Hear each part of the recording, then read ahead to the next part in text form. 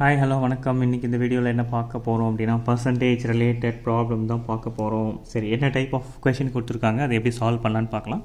A shopkeeper marks the price 15% higher than the original price. Due to demand, he further increased the price by 10%. How much percentage profit he will get? Okay. சரி, இப்போ என்ன question சொல்லியிருக்காங்க, ஒரு shopkeeper ஏதோ ஒரு பொருளோட விலையை 15% இப்போ வந்து இன்க்ரீஸ் பண்ணியிருக்காரு. ஓகே, டிமாண்ட்னால் அகெயின் வந்து என்ன பண்ணுறாரு, 10% இன்க்ரீஸ் பண்ணுறாரு. அப்போ இந்த இடத்துல அவருக்கு என்ன ப்ராஃபிட் அப்படின்னு கேட்குறாங்க. கண்டிப்பாக ஒரு ப்ராஃபிட் தான் இருக்கும், பிகாஸ் ரெண்டுமே வந்து சக்ஸஸிவாக இன்க்ரீஸ் தான் ஆகுது.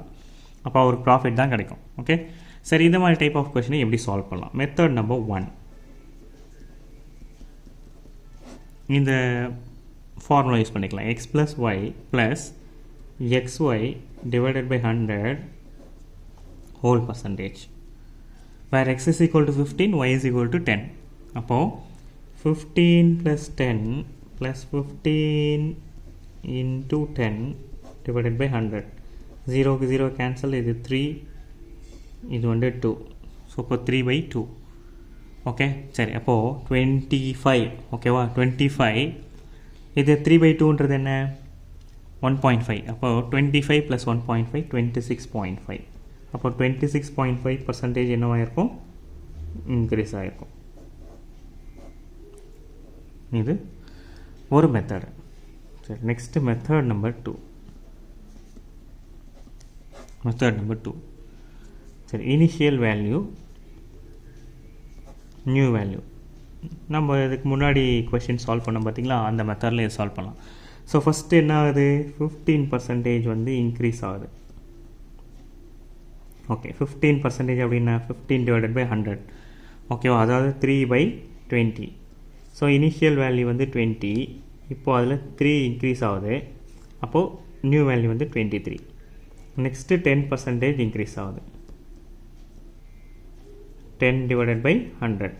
0க்கு 0 1/10. அப்போது இனிஷியல் வேல்யூ வந்து 10. இப்போது 1 இன்க்ரீஸ் ஆகுது. இப்போ 11. சரி, இப்போ இதை மல்டிப்ளை பண்ணால் என்ன வரும், இதை மல்டிப்ளை பண்ணால் இங்கே 200 வரும், இங்கே வந்து 253 வரும். ஓகேவா, சரி.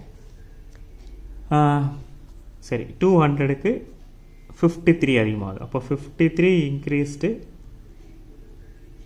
இன் 200. அப்போ நம்ம என்ன 100க்கு தான் கண்டுபிடிக்கணும். அப்போ 100க்கு எவ்வளோ இன்க்ரீஸ் ஆகும், 53ல் பாதி எவ்வளோ, 26.5% வந்து இன்க்ரீஸ் ஆகும்.